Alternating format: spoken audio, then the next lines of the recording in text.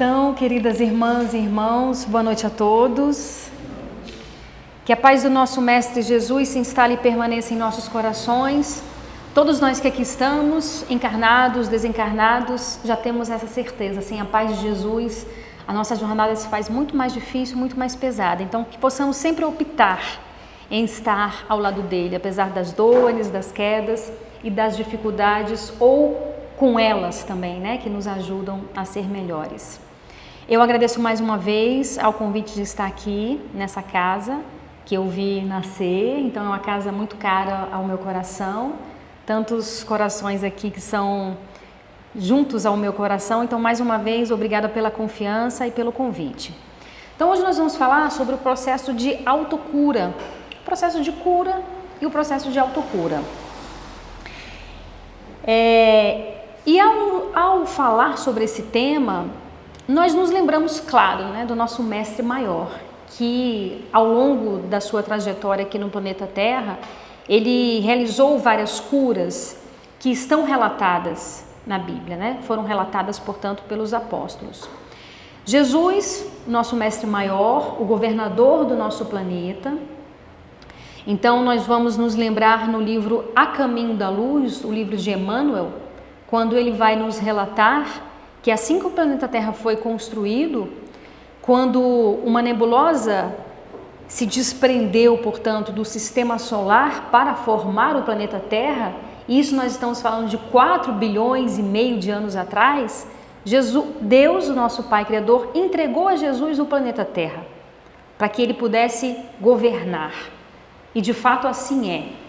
E ele não é só o governador do nosso planeta, como ele arquitetou cada detalhe que nós vemos hoje, foi tudo arquitetado por Jesus e sua pleiade de espíritos puros. Então nós estamos falando de um ser que há 4 bilhões e meio de anos atrás já era um ser puro, já era um ser perfeito, até onde os espíritos conseguem atingir a perfeição. Jesus já é perfeito há 4 bilhões e meio de anos atrás, para que a gente possa compreender um pouco a imensidão e a dimensão desse ser que nós estamos falando, que esteve conosco. Esteve conosco e foi a personificação do amor. Não por acaso, passados mais de 2000 anos, ele ainda é presente em nossos corações e sempre será. Porque ele é o amor, ele é a verdade que nos liberta. Nosso espírito tem sede de Jesus. Então nós sempre vamos nos lembrar de Jesus. E ele, de acordo com o relato dos evangelistas, ao longo da Bíblia, nós vamos nos deparar com 38 milagres. E por que a gente coloca milagres entre aspas? Porque os Espíritos vêm nos dizer que os milagres cometidos por Jesus, e claro que a gente está falando do ser mais perfeito que já pisou na Terra, foi possível pela grandiosidade dele, mas que nada está além da lei de Deus. Nem Jesus ultrapassa a lei de Deus. Então, os milagres, eles aconteceram porque estão dentro da lei de Deus. Vou dar um exemplo, para que a gente possa compreender melhor. Quando há o desencarne físico, efetivamente, quando os laços fluídicos do espírito se desprendem do corpo físico, ocasionando a morte ou o desencarne para nós, isso é irreversível. Ninguém pode reverter isso, porque é a lei de Deus, é a lei da ciência. Aí vocês vão me perguntar, mas Jesus não ressuscitou Lázaro?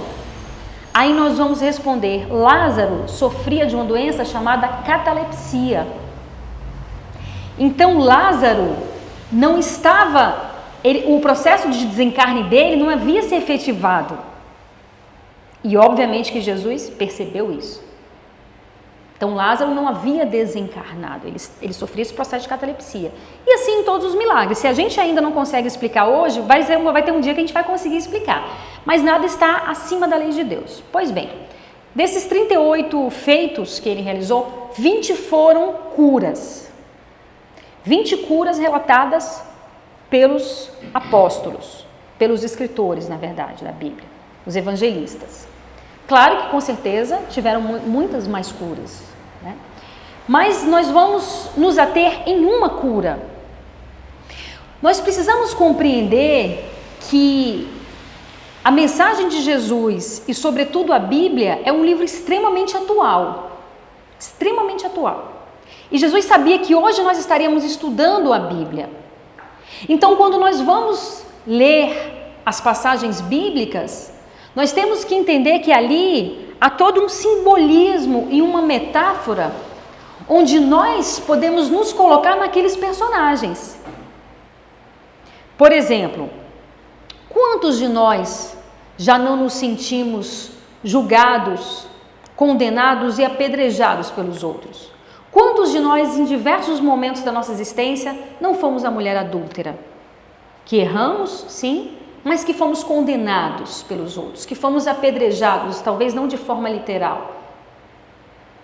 Mas também, quantos de nós somos os apedrejadores? Quantos de nós estamos do outro lado da moeda? Apedrejando, ofendendo, julgando e condenando. Várias vezes nós fazemos isso. Ao longo até do nosso dia, muitas vezes. Sejam com palavras, com ações ou com pensamentos.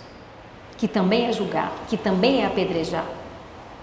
E aí, vamos nos reportar à Bíblia? Vamos trazer a mensagem de Jesus para a gente? O que Jesus fala para os apedrejadores, ou aqueles que queriam apedrejar? Que atire a primeira pedra aquele que não tem pecado. Isso é atual. Isso é para nós. É para nós essa mensagem. Então a Bíblia está recheada de mensagens que aconteceram há mais de 2000 anos atrás, mas que são atuais para nós. Então não é ler o Evangelho segundo o Espiritismo, a Bíblia, e falar assim, nossa, isso aqui vale para minha mãe, para o meu pai, para o meu marido, para o meu filho. Não, isso vale para a gente. Isso vale para mim. E se eu me coloco como cristão, e se eu me coloco como espírita, eu tenho a obrigação de tentar ser melhor.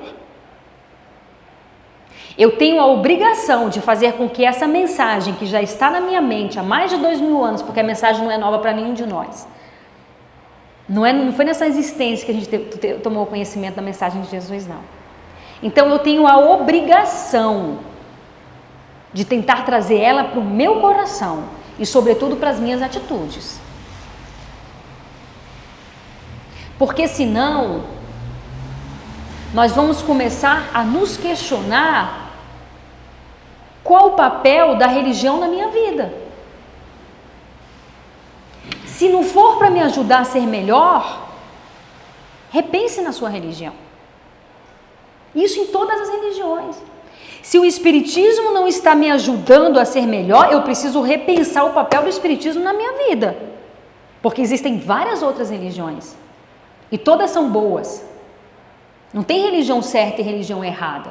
Você vai encontrar católicos excelentes, você vai encontrar evangélicos excelentes, bandistas excelentes, espíritas excelentes, como do outro lado também.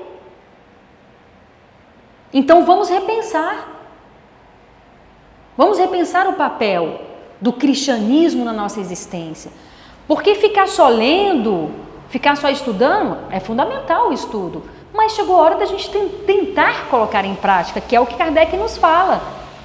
Que o verdadeiro espírito, o verdadeiro cristão é aquele que tenta ser melhor a cada dia. Então hoje eu tenho a obrigação, não quer dizer que eu vá ser melhor do que ontem, mas eu tenho a obrigação de tentar ser melhor, todos os dias.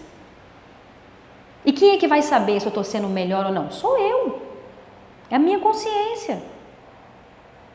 Por isso que não me cabe julgar quem quer que seja. Um juiz, quando ele vai julgar, ele escuta todas as partes, não é? Pega ali os documentos e tal, para que ele possa julgar e mesmo assim ainda julga errado, porque é humano. E nós que não temos o conhecimento de nada da vida dos outros, por que a gente vai querer julgar e condenar e jogar pedras?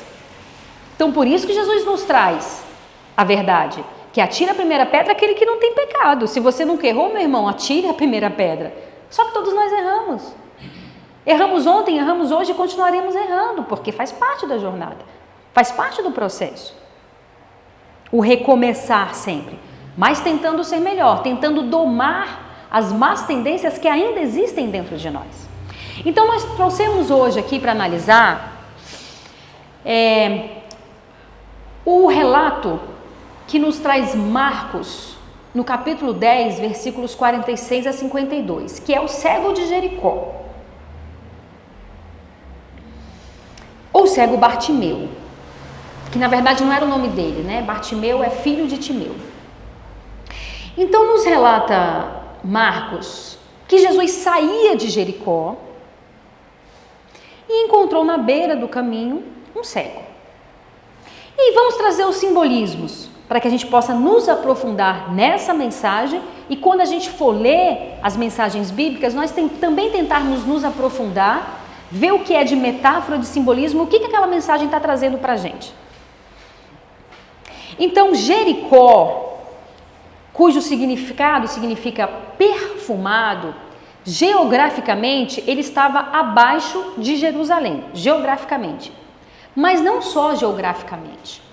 Jericó, até mesmo pelo nome perfumado, ali tinham vibrações muito ligadas à matéria. Então, toda vez que a gente ouve Jericó na Bíblia, são vibrações mais ligadas às questões materiais, aos prazeres terrenos, enquanto que Jerusalém era uma cidade com vibrações mais elevadas. Lá tinha o templo de Jerusalém, as pessoas eram mais religiosas, o que também não quer necessariamente dizer muita coisa. Então, quando Jesus saía de Jericó, percebam que o cego não estava mais em Jericó. Então, ele já não se inebriava pelo perfume e pelos prazeres terrenos. Ele já tinha saído de Jericó. Só que ele ainda estava perdido à beira do caminho. Mas não queria mais Jericó. Ele já estava em busca de algo mais superior, de algo mais espiritualizado. Então ele escuta um murmurinho. E Jesus, por onde andou, a gente sabe, era rodeado de pessoas, querendo emanar das suas vibrações, de amor, de paz, de cura. Então ele saiu de Jericó cercado de várias pessoas, Jesus, e o cego ouviu que Jesus estava vindo. E aí, quando ele escuta que Jesus está vindo, ele grita: Jesus, filho de Davi, tem misericórdia de mim.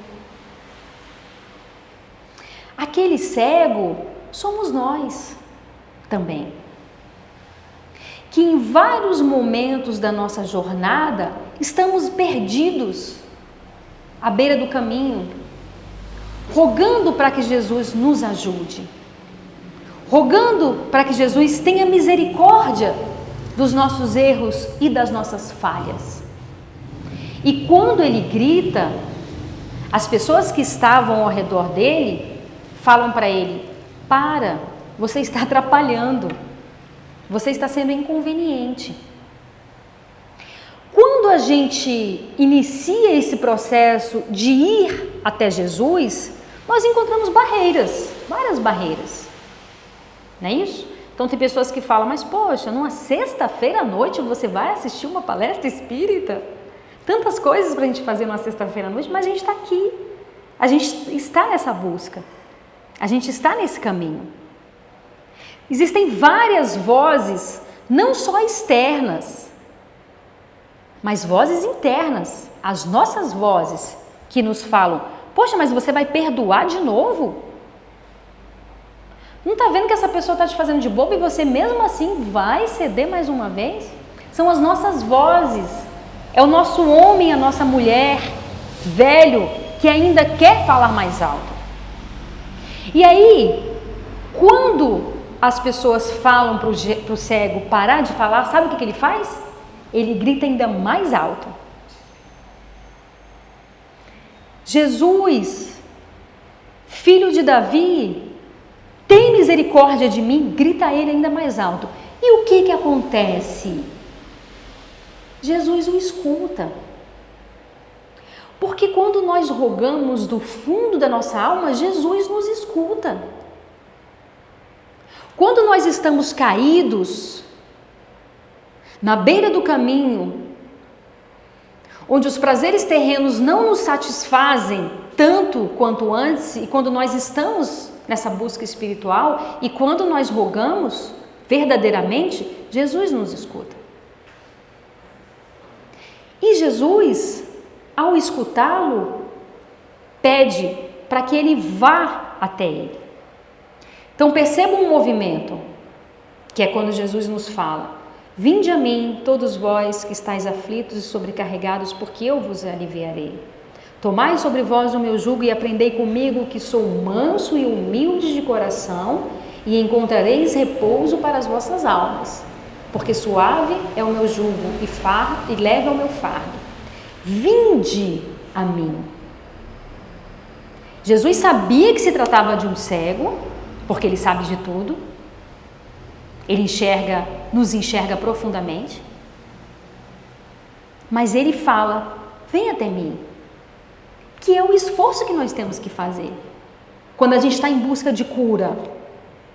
E toda vez durante aqui a nossa fala, quando nós estamos falando de cura, nós não estamos falando só das doenças físicas.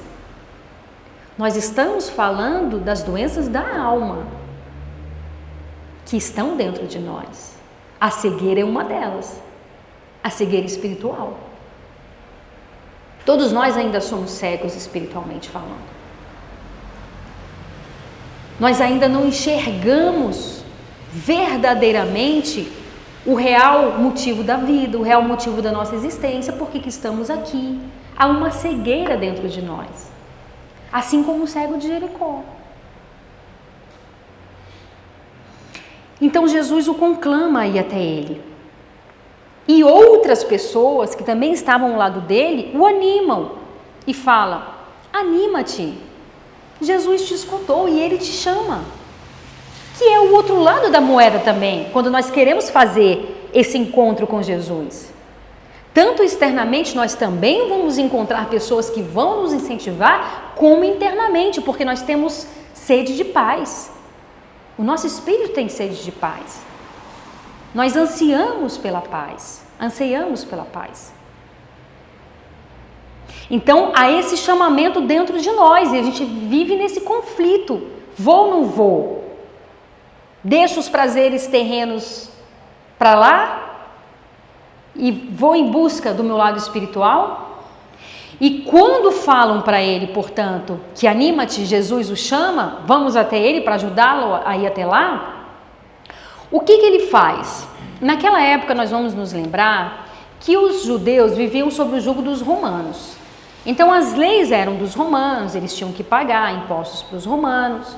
E eram os romanos que de uma forma de organizar que encontraram, eles davam autorizações para que as pessoas pudessem pedir. Então não era qualquer um que podia pedir. Eles faziam ali uma análise e autorizavam as pessoas a pedir. Então aquelas pessoas poderiam pedir. E aí eles recebiam uma capa. Era como se fosse autorização para eles pedirem. E o cego tinha essa capa. Então a capa era a sobreexistência, era a forma que ele tinha de sobreviver. Era a garantia que ele tinha de poder pedir para o resto da vida dele, dentro da lei. Sabem o que ele faz? Ele tira a capa e joga fora. Porque certamente, isso não está relatado, mas certamente ao jogar a capa fora, ele tem a certeza que Jesus vai curá-lo. Caso contrário, ele ficaria com a capa. Talvez a gente ficaria com a capa. Eu vou, mas eu vou levar minha capinha, porque eu não sei o que vai acontecer. Ele se jogou e deixou a capa para trás. E mais, ao deixar a capa para trás, ele sabia do esforço que ele teria que fazer para sobreviver. Ele não podia mais pedir. Era ele que teria que andar com as próprias pernas. Então, quando nós vamos também nessa busca, nesse encontro com Jesus, nesse encontro com o nosso eu, nós temos que saber que teremos responsabilidades. Que o caminho ele é feito também com as nossas responsabilidades. E ele estava disposto a pagar. E quando ele está frente a frente com Jesus, portanto, Jesus faz a clássica pergunta, que também é muito interessante para a gente analisar. Jesus pergunta: que queres que eu faça? Podia parecer óbvio para nós. Jesus já tinha certeza, porque ele sabe de tudo.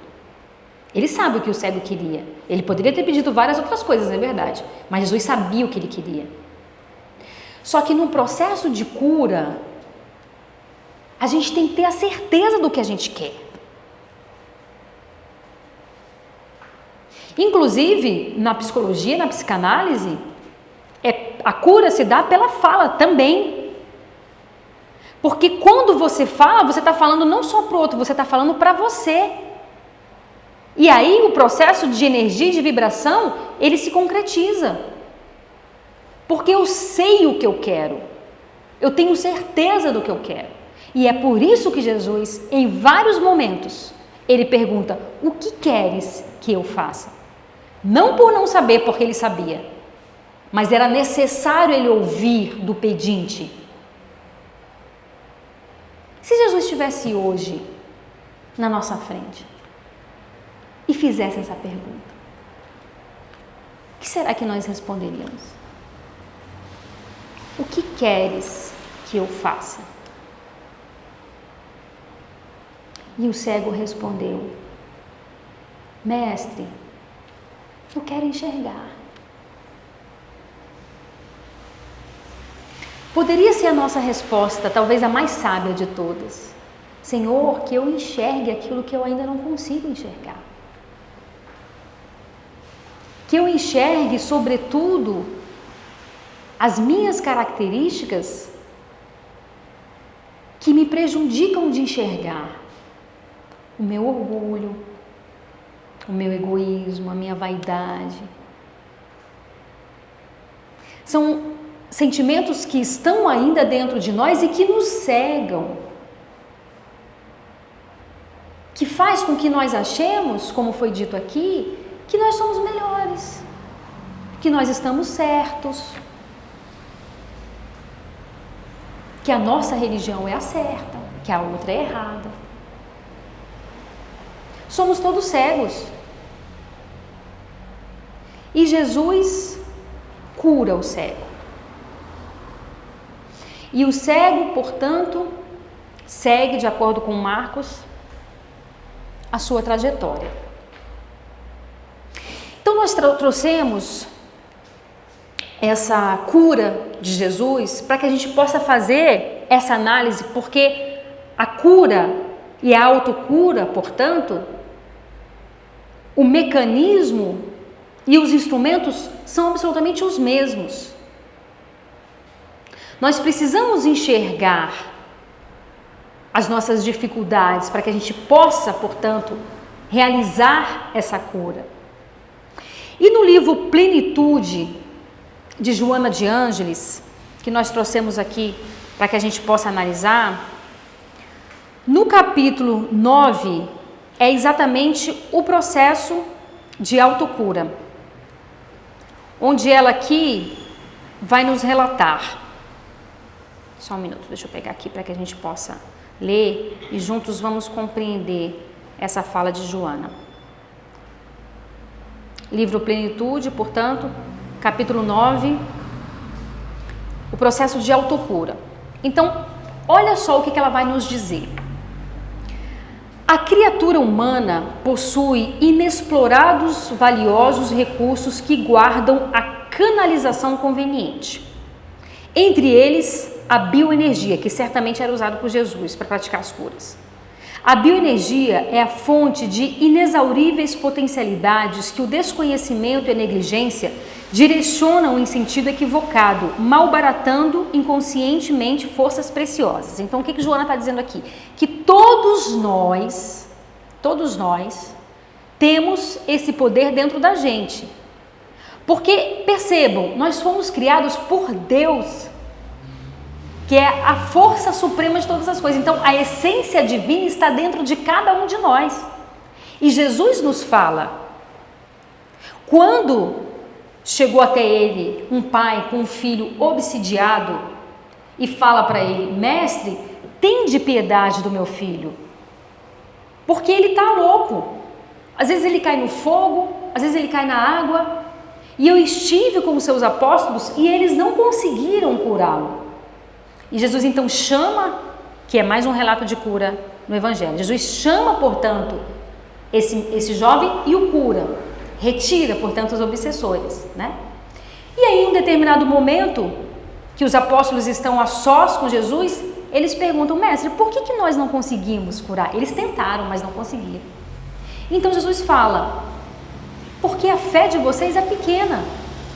Porque em verdade eu vos digo que se vocês tiverem a fé do tamanho de um grão de mostarda, vocês diriam para essa montanha: vai-te daqui para ali, e ela iria. E é óbvio que aí a gente tem mais uma metáfora e mais um simbolismo.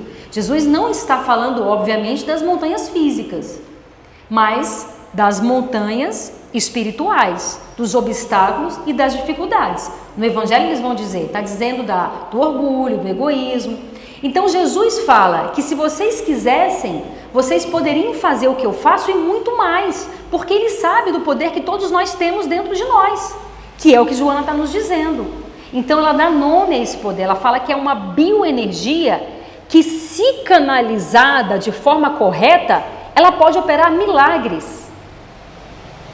O que mais que ela vai dizer aqui? Invisível à ótica, a irradiação bioenérgica passa despercebida, exercendo influência no interrelacionamento pessoal, graças ao qual provoca ondas de simpatia como de animosidade, conforme a procedência de um indivíduo moralmente são ou enfermo.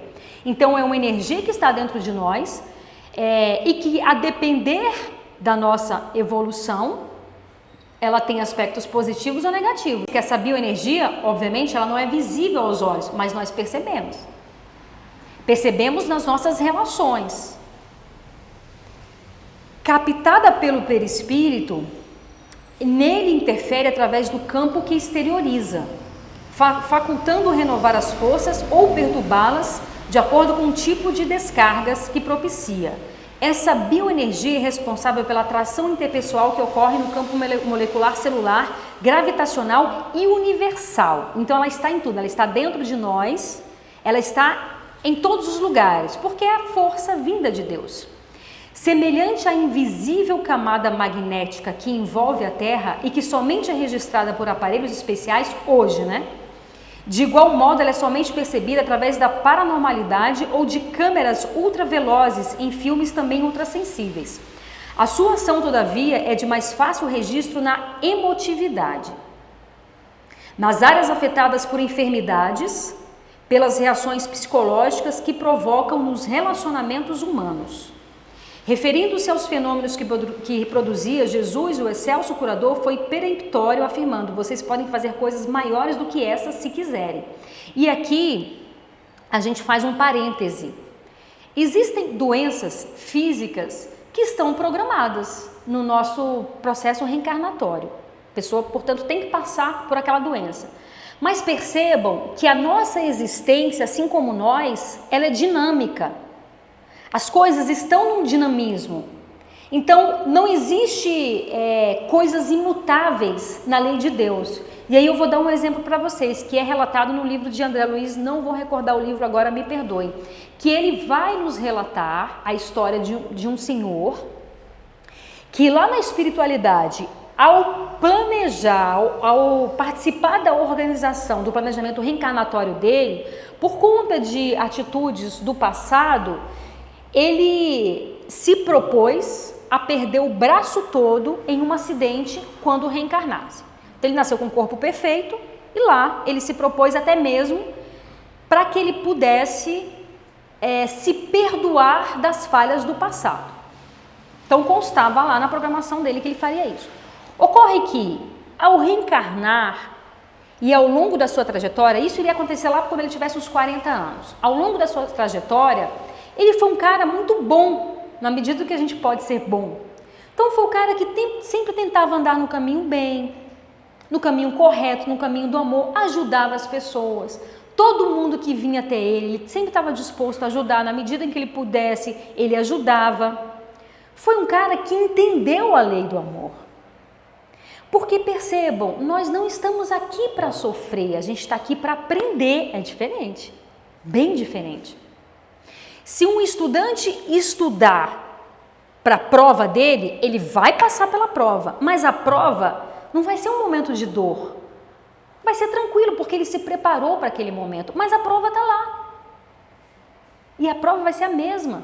Aquele que não estudou, ele vai passar por aquele momento de dificuldade e quando receber a nota vai ser pior ainda. Só que as provas na nossa existência são como as provas na escola. Se a gente estudou, se a gente se preparou, a gente vai passar por elas, mas a gente não vai sofrer. A gente vai só demonstrar o que a gente aprendeu. E se a gente aprendeu, o que acontece? A gente vai passando de nível, a gente vai passando de fase. Eu não preciso ficar na mesma prova, no mesmo aprendizado, na mesma dificuldade. Se eu estou na mesma dificuldade é porque eu ainda não aprendi. Eu não passei de ano, eu estou repetindo até aprender. Mas o objetivo não é sofrer, é aprender. Então ele se dedicou a vida ao próximo. Não era nenhum espírito missionário, mas fazia o bem ali. Uma pessoa comum que fazia o bem, se dispôs a fazer o bem. Era espírita, mas não quer dizer nada também. E aí, quando ele tinha uma fábrica, quando ele estava lá trabalhando na fábrica, aconteceu o acidente. Só que ele só perdeu o dedinho. Ele veio para perder o braço, mas ele só perdeu o dedinho. E aí os espíritas, sem entender a situação, poxa, mas como é que pode isso ter acontecido com ele? Um cara tão bom, um cara que só faz o bem. Aí a gente vem mais julgando mais uma vez, né? Tanta gente ruim aí que não acontece nada. Logo com ele foi acontecer isso, aí na mesa mediúnica veio. Olha, na verdade, constava da programação do amigo que ele ia perder o braço inteiro. Mas ele só perdeu o dedinho. Por quê? Porque ele não precisava passar por aquilo. Ele já tinha aprendido. E assim é conosco também. Existem coisas, dificuldades, doenças que constam no nosso programa reencarnatório, mas não quer dizer que nós vamos passar por elas. Ou não quer dizer que nós não consigamos superá-las. Porque o desafio ele é diário. Nós estamos construindo e reconstruindo o nosso futuro sempre. Emmanuel tem aquela frase maravilhosa, que eu não posso voltar ao passado e recomeçar o meu passado, mas eu posso agora recomeçar e reconstruir o meu futuro. Então nós estamos construindo o nosso futuro diariamente. E da mesma forma, existem pessoas cuja programação reencarnatória não tem doença nenhuma, mas que ficam doentes. E aí a gente vai ver aqui que a Joana fala sobre isso, por conta das atitudes, por conta dos pensamentos. Então tudo é mutável na nossa vida, nós estamos o tempo todo construindo e reconstruindo. Por isso é que é fundamental nós estarmos atentos a nós mesmos. O que eu estou plantando hoje para colher necessariamente amanhã? Porque se eu colher pimenta, se eu plantar pimenta, eu vou colher pimenta. Essa é a lei que a gente não pode superar. Se eu plantar morango, eu vou colher morango. Então, se hoje eu estou colhendo o que eu não quero colher, eu não posso mudar o que eu plantei ontem. Mas eu tenho que ter a consciência de que eu estou plantando hoje também. E que eu vou colher amanhã o que eu estou plantando hoje necessariamente. Porque a lei de Deus é misericordiosa, mas é justa. Então, ela vai nos dizer... Referindo-se aos fenômenos que produzia Jesus, o excesso curador, que ela fala aqui, o querer, o que queres que eu faça? Vinde a mim. Então, no processo de cura, eu preciso querer, eu preciso me esforçar, eu preciso ser firme no meu propósito, para atingir o meu objetivo. O querer é de alta importância, porquanto representa não apenas a vontade interesseira e imediatista, porém todo o empenho, todo o investimento de recursos para adquirir-se o pleno comando dessa força e sua hábil canalização com objetivos elevados. É de igual relevância a finalidade da sua aplicação. A finalidade é qual o meu objetivo ao usar essa força que existe dentro de mim. Todos aqueles que a utilizam na vulgaridade, no divertimento, fazem-se joguete do próprio desequilíbrio, passando a sofrer os efeitos danosos do mau direcionamento dado, que são as doenças, que não estavam programadas, mas que vêm pela consequência dos nossos atos. Pode-se direcioná-la mediante a operação, a concentração, a meditação e os sentimentos bons, a benefício do próximo, bem como do próprio benefício, trabalhando-a para auxiliar na recuperação da saúde, da paz, do bem-estar, dos objetivos elevados. Não se farão de imediato os resultados, como é compreensível, porém eles ocorrerão no momento próprio, sendo o sofrimento uma necessidade para o espírito devedor. Então tá, aí aqui ela nos dá um roteiro da melhor forma que nós podemos canalizar essa bioenergia que está dentro de cada um de nós, de todos nós. Então ela fala assim: primeiro, observe-se o pensamento, o seu teor preferencial, a fim de que irradie energias positivas e saudáveis. Então é aquilo que nós falamos. Eu preciso estar atento a mim, eu preciso estar atento ao meu pensamento. Às vezes a doença se instala porque o meu pensamento está produzindo tantas ondas deletérias, de baixas vibrações e energias, que vai vir a doença como consequência das minhas próprias atitudes. Então, estar atento ao nosso pensamento é fundamental no processo de cura e no processo de nos manter saudáveis. Não só espiritualmente, que a gente já sabe, mas sobretudo fisicamente. A firmeza do desejo sem ansiedade nem tormento, a fim de que não se torne uma imposição. Porque a barganha não existe na relação com Deus. Ah, Senhor, santos, anjos, façam isso que eu vou deixar de comer carne durante um mês, que eu vou deixar de fazer isso, deixar de fazer aquilo. O que importa isso para Deus? Ele não trabalha no processo de barganha, porque o que o que tem que ser, vai ser. Independente do meu jogo com ele. Então, é trabalhar esse processo de cura e de autocura, analisando os pensamentos, os sentimentos, mas com tranquilidade, sem ansiedade e sabendo, acima de tudo, que tudo que Deus faz é bom.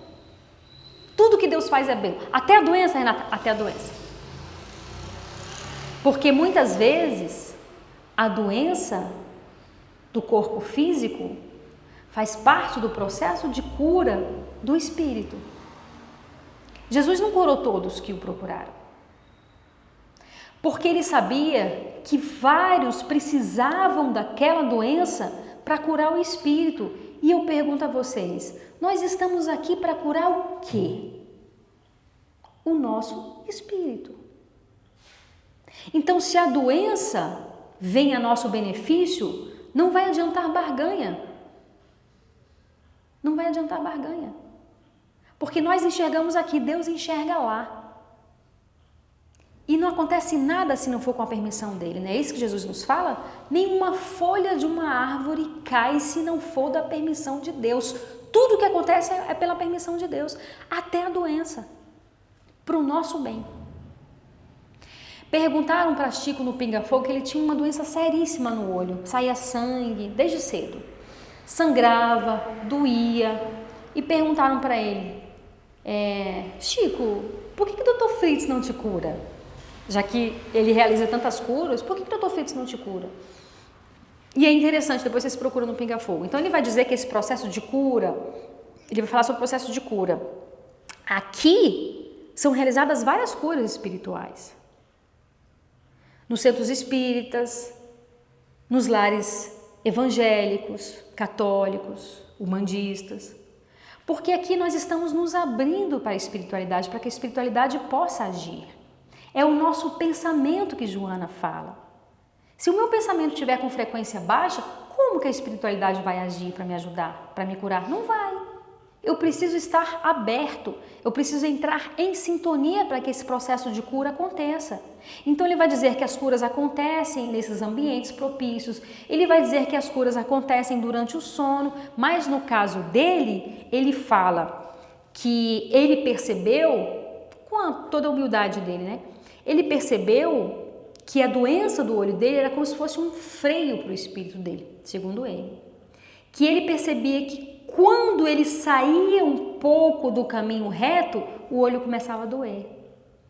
Era como se fosse o chamamento. Opa, vem. Tá saindo aqui, ó, vem. Ele fala isso no Pinga Fogo.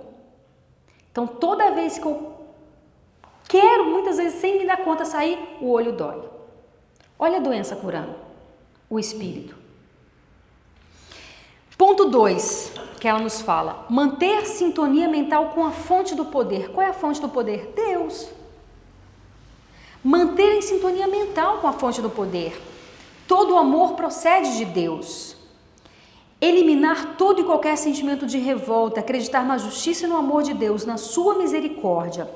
Quando nós alimentamos dentro de nós, e às vezes isso acontece com todos nós, um sentimento de revolta, um sentimento de não aceitação diante da realidade, nós estamos nos afastando de Deus. Mas o afastar de Deus não quer dizer que, como alguns podem pensar, você está indo, sei lá, para o caminho do mal, está indo para o inferno. Não é isso. Deus está o tempo todo conosco, somos nós quem nos afastamos dele. E aí é preciso que nós retomemos, portanto, o contato com essa fonte divina e criadora. Porque senão a gente vai se perder. A gente se perde porque nós somos bombardeados o tempo todo com várias notícias ruins, com várias vibrações ruins. Quantas coisas a gente recebe pelo nosso WhatsApp? De coisas tristes, de coisas infelizes, das desgraças, não gosto muito dessa palavra, mas das desgraças do mundo. E quando a gente liga a televisão? Meu chefe que não me veja, né? Quando a gente liga a televisão nesses programas de tarde, é só tragédia. Por que a gente vai ficar alimentando o nosso espírito com isso?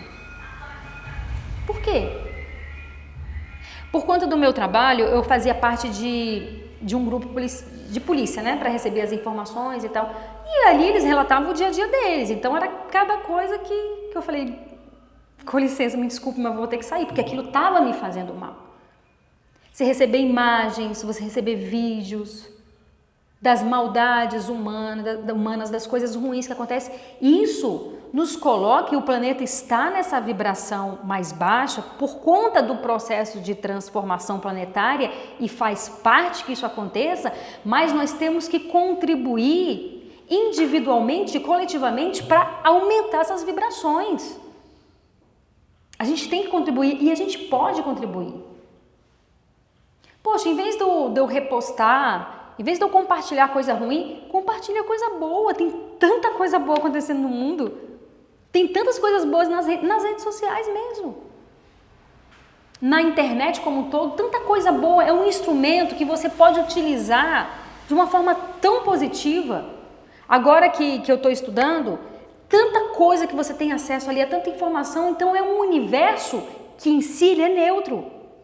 Mas ele pode ser extremamente positivo se eu quiser. Então vamos compartilhar coisas boas, vamos contribuir para melhorar a vibração planetária e, consequentemente, a minha própria vibração.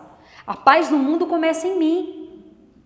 Então, para eu querer a paz no mundo, eu preciso contribuir com a minha paz.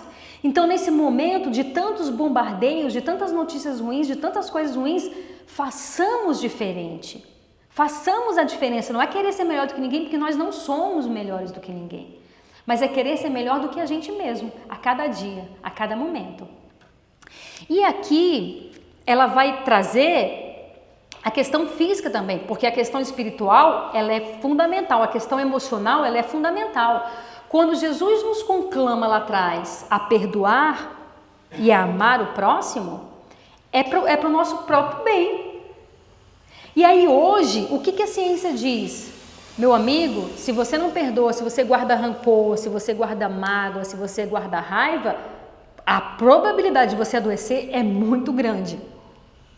Aí tem as doenças psíquicas, tem as doenças, as depressões, as síndromes e tem as doenças físicas. A ciência fala isso.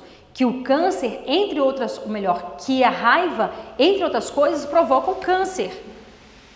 Isso é cientificamente comprovado. Então era Sócrates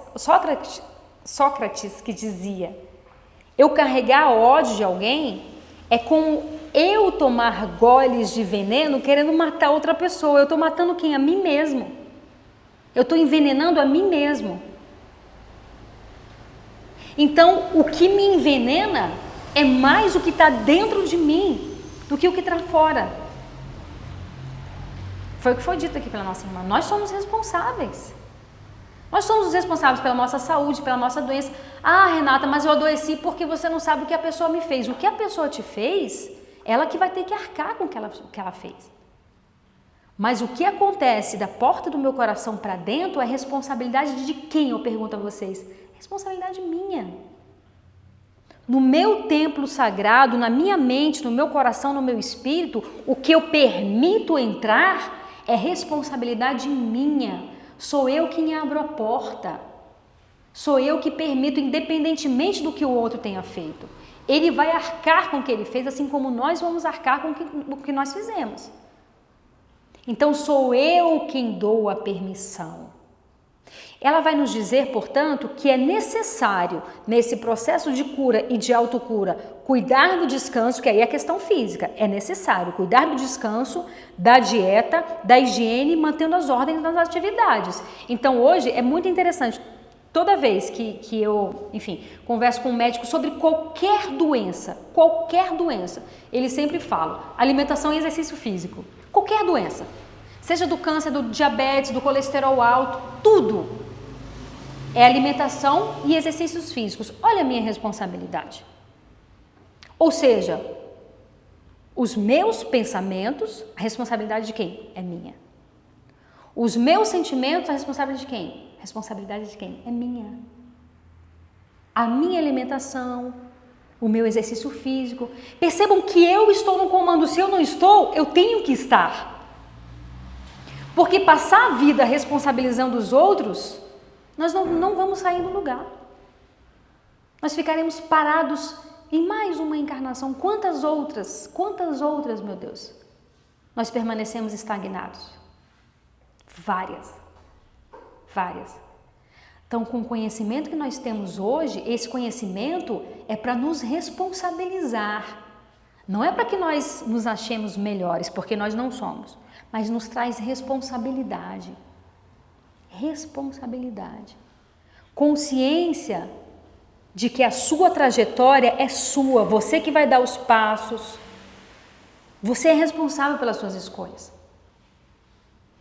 E por fim, ela fala a canalização dos pensamentos e das emoções para o amor, a compaixão, a justiça, a equanimidade e a paz.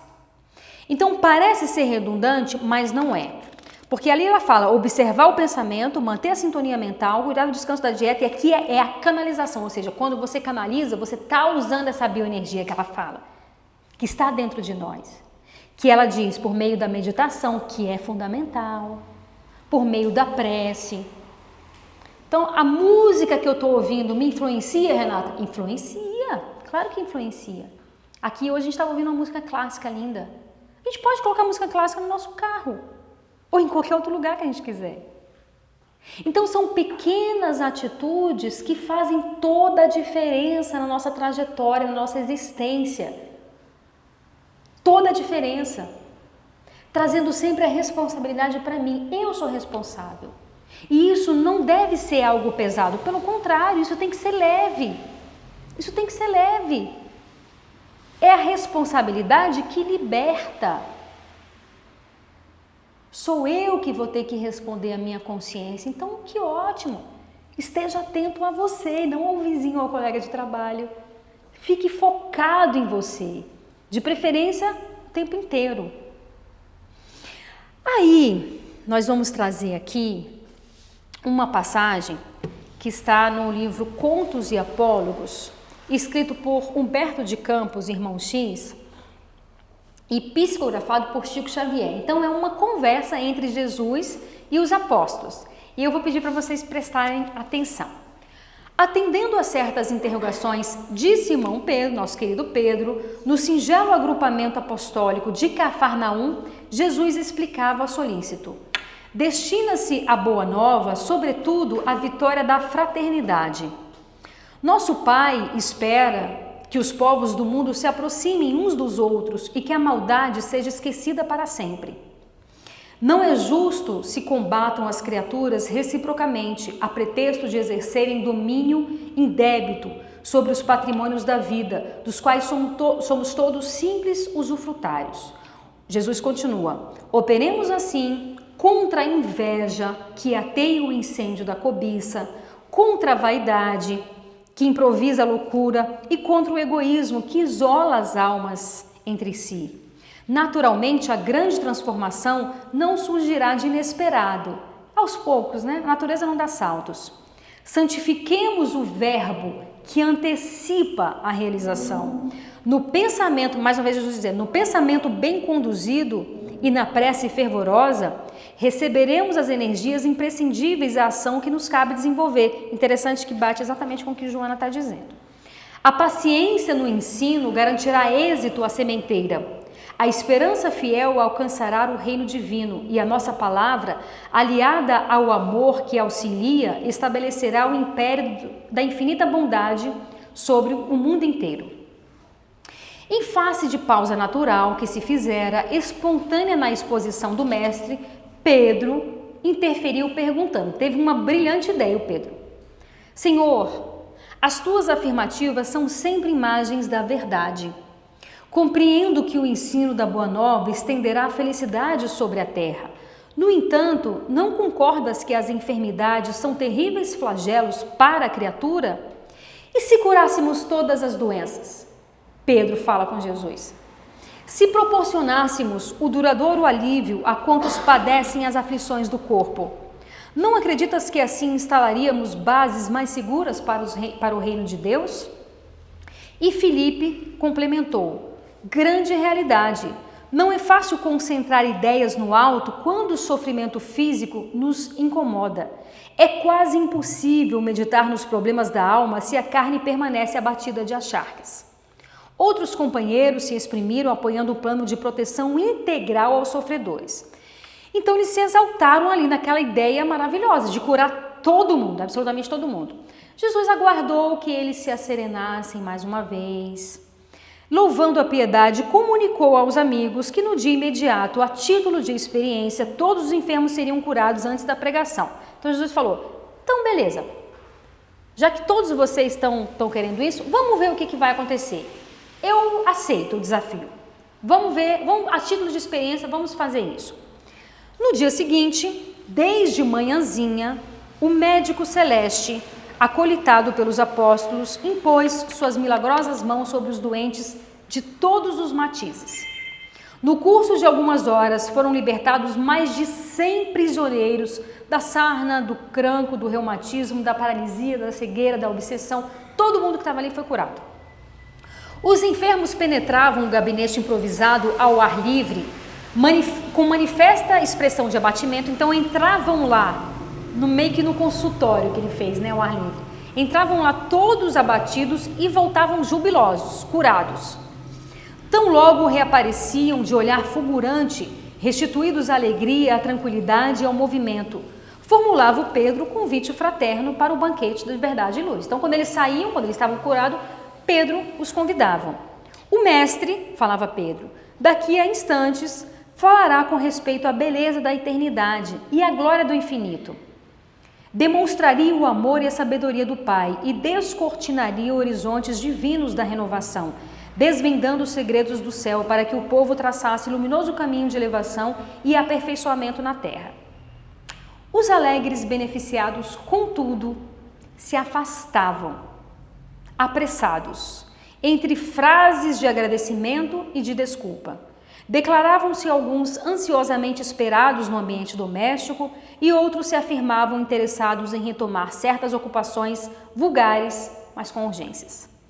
Com a cura do último feridento, a vasta margem do lago constava apenas com a presença de Jesus e dos 12 apóstolos. Ninguém ficou para ouvir a pregação da Boa Nova. Desagradável silêncio baixou sobre a reduzida assembleia. O pescador de Cafarnaum, Pedro, endereçou o significativo olhar de tristeza e desapontamento ao mestre, mas o Cristo falou compassivo. Pedro, estuda a experiência e guarda a lição.